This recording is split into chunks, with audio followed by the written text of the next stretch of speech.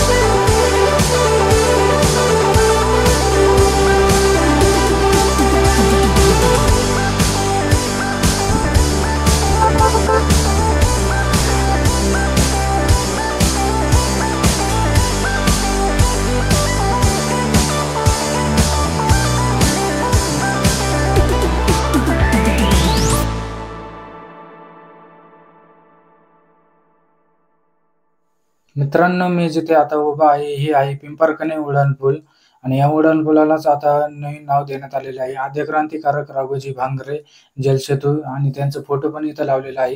राजूरवरून आले तुम्ही तर राईट साईडलाच आपल्याला इथं फोटो बघायला भेटतो, आणि सुंदर असा हे पूल आहे. आता आपण बघूया मस्त नजारा, इथला व्ह्यू बघू.